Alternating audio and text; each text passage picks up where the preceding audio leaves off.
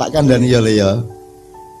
Tanya kepada yang kuliah, di kampus itu diajarkan bahwa dunia terbagi 3. 1, negara-negara maju yang disebut negara dunia pertama, di Amerika, Eropa. Terus ditambah Jepang, gitu ya, Cina. Ya. Kemudian negara dunia kedua, ekonominya rada nisore. Nah Indonesia, Amerika Latin, Afrika, kuwi negara dunia kelas 3, third world countries. Kita itu digolongkan negara berkembang, negara sing isih dimik-dimik urung maju. Itu pengetahuan selama 30 tahun terakhir. Saya ingin kasih tahu Anda semua bahwa 10 tahun lagi itu akan berubah. Amerika akan menjadi negara kedua, kelas 2. Eropa akan menjadi negara kelas 2. Afrika dan Amerika Latin tetap negara-negara kelas 3. Tapi Asia Pasifik dari Cina Utara sampai Indonesia akan menjadi negara dunia 1, dia akan menjadi pusat ekonomi dunia. Kita akan menjadi pusat ekonomi dunia. Ning dudu wekmu.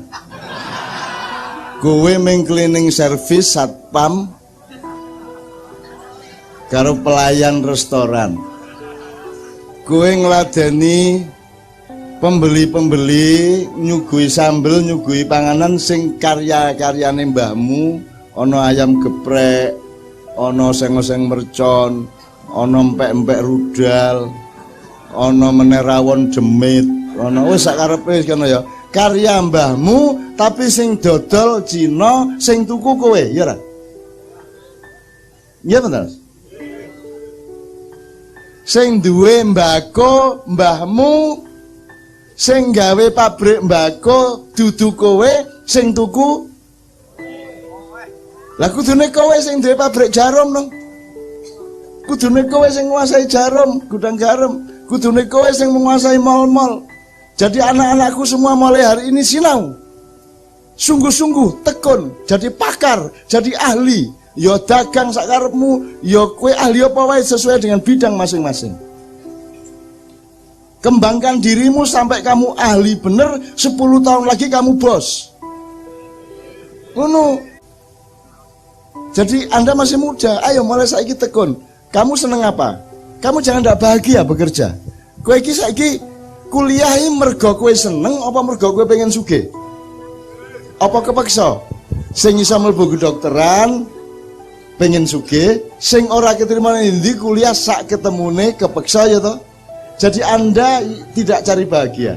Yang bisa masuk kedokteran dan fakultas-fakultas bahasa tidak bahagia, apa meneh sing mlebu-mlebu fakultas sing karen-karen tidak bahagia. Manusia Indonesia kesalahannya adalah tidak mencari kebahagiaan hidup.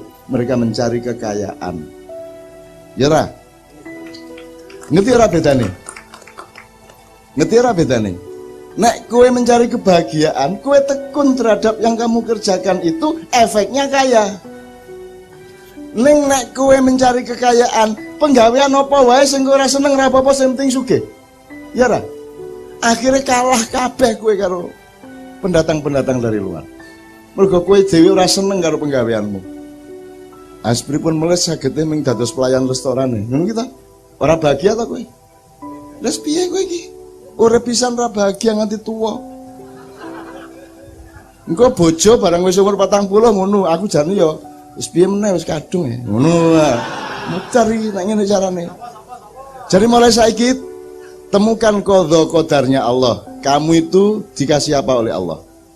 Seneng apa, pinter apa? Tekuni itu. Tekuni itu. Dan harus bahagia. Saya ini bahagia. Maka jangankan kok cinta dan seks saja.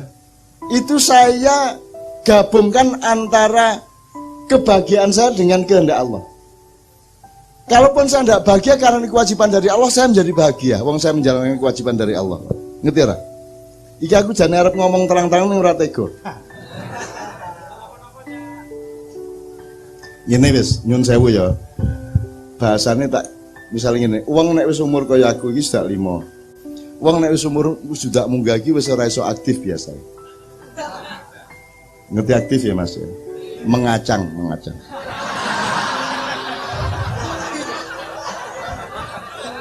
Wis ngene ya. Ora apa ya, wis alus ta kuwi. Alus.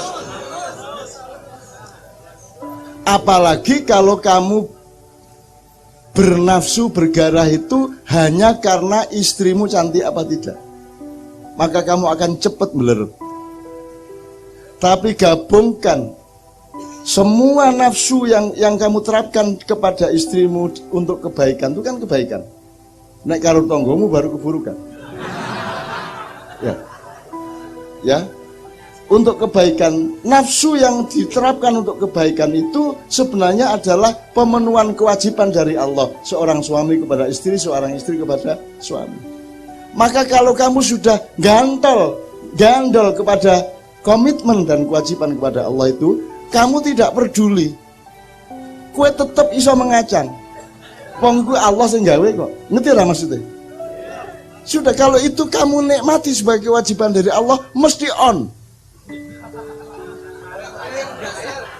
Lah nek wong saiki lah biasa kan tergantung ning ngarepe sapa. Ada seorang tokoh di Jogja. Bojone wis mulai umur 45 munggah, dhek wis ora iso. Terus bojone sedih lagi kok, Mas kok wis ora iso. Terus digolekke pengobatan alternatif. Mbak sapa ngono sing pinter ngobat.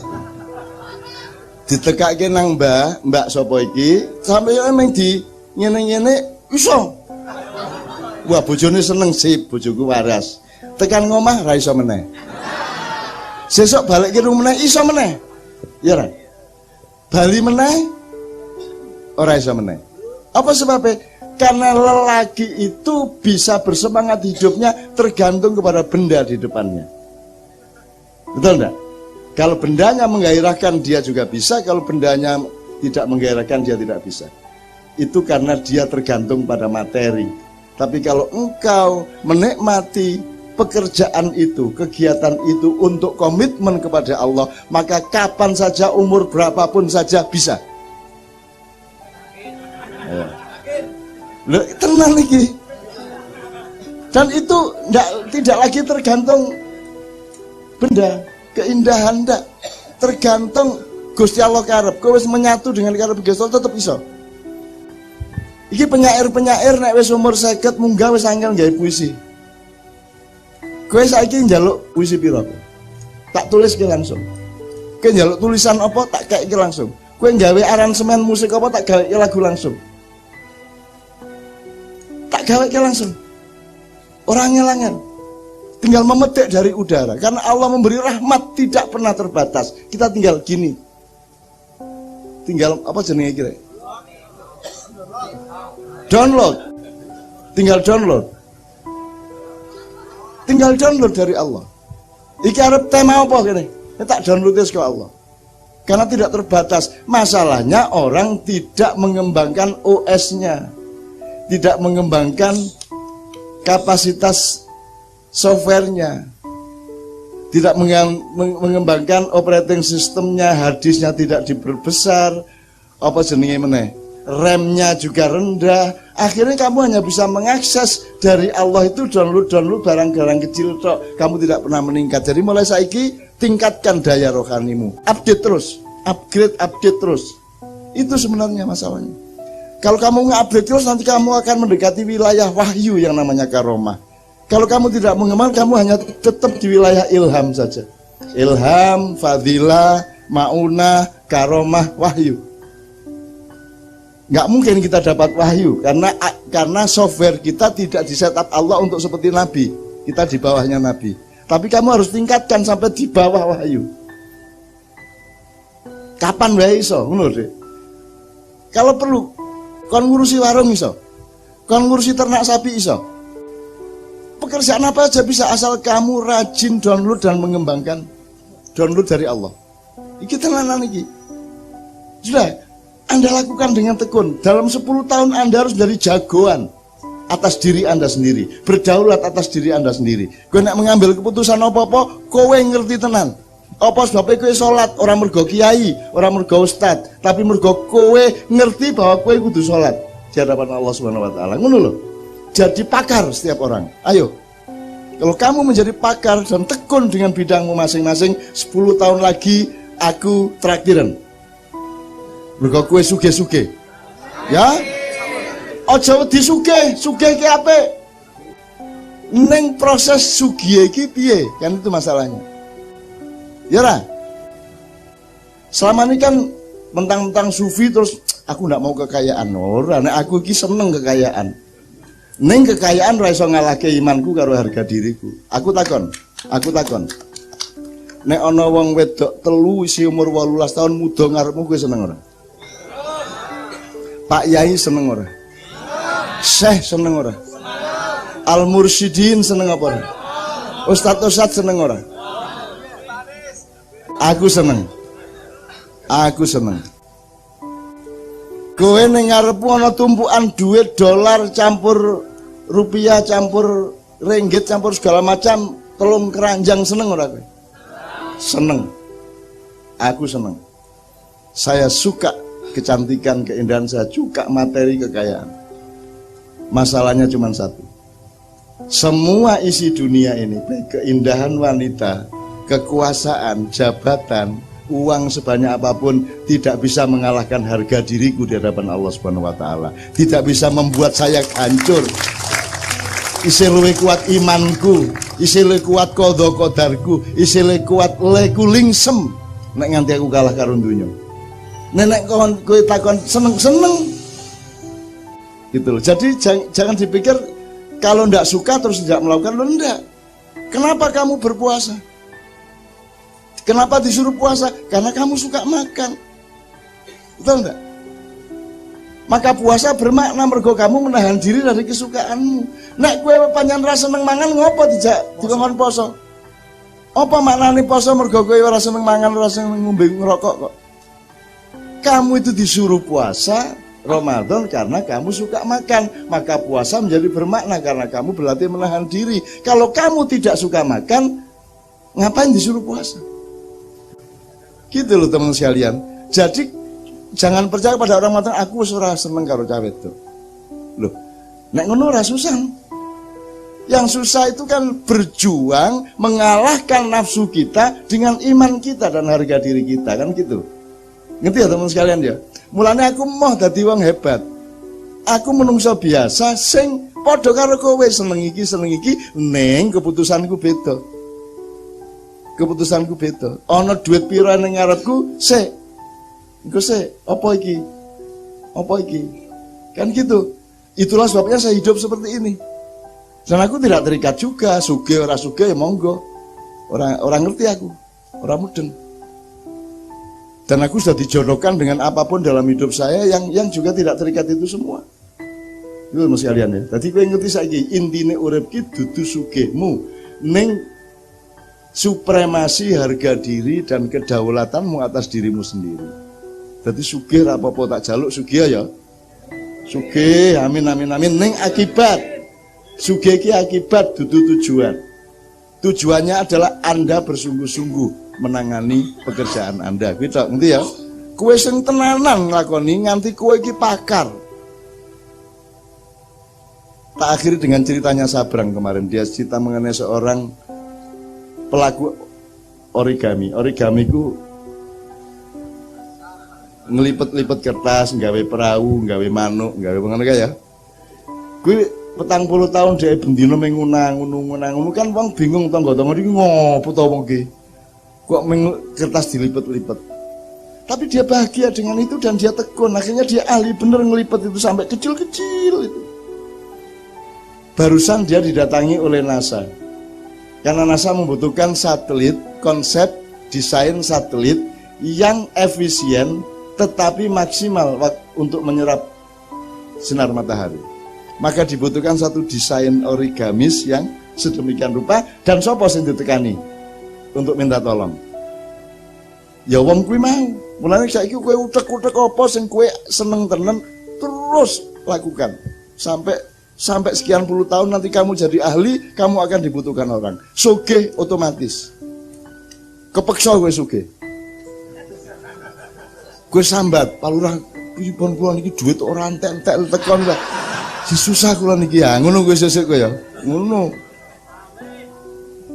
Lho, aku iki Mas, Mak Yan biasanya jam 3 ya.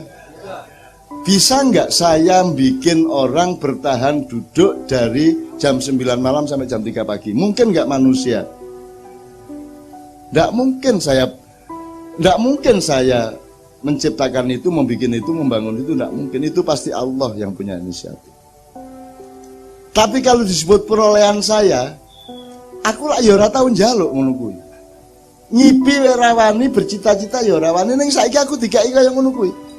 Nganti bingung dhewe ra iso leren iki. Iya iki, ra iso leren iki. Ning ndi iki ora leren-leren. Ditambah salaman karo foto kuwi lho. Terus saiki. Nah, foto kuwi Masya Allah, nang toilet dicegat. Nang gang-gang cilik dicegat, nang kampung, nang toko, nang warung terus foto rantek-entek. Dan saya harus tersenyum terus-menerus. Kan gitu. Nganti sok wagu-wagu kayak ngantuk isu-isu gitu. Bar makyahan langsung airport wis dicegati wong. Gitu. Di pesawat foto, turun pesawat foto, naik pesawat foto. Pokoknya terus-menerus foto. Tapi saya gembira karena apa? Gembira untuk mereka, bukan gembira untuk saya. Dan aku sebel. Kesel kadang-kadang. Saya gembira karena apa?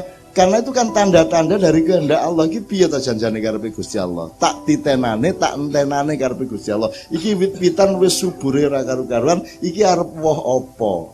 Mosok ora woh. Wong winie kaya ngene kok. Bibite bibit kaya ngene mosok ora woh. Nah, kita semua menunggu iki wohe apa? Salah satunya yang saya dorong adalah ayo tekun bekerja, menikmati dan bahagia dengan kerjaanmu masing-masing sampai kamu jadi ahli, sehingga nanti kamu jadi bos. Kayak orang Madura kan. Meskipun saya cuman produksi beting, saya cuman pabrik beting, tapi saya direktur. Daripada saya buruh di pabrik motor, lebih baik saya direktur di pabrik beting. Jadi kamu harus jadi khalifah dirimu sendiri-sendiri. Kamu harus punya kepemimpinan di wilayahmu masing-masing. Itu salah satu woh yang saya harapkan. Ini ya. Sekarang tepuk tangan untuk Anda semua.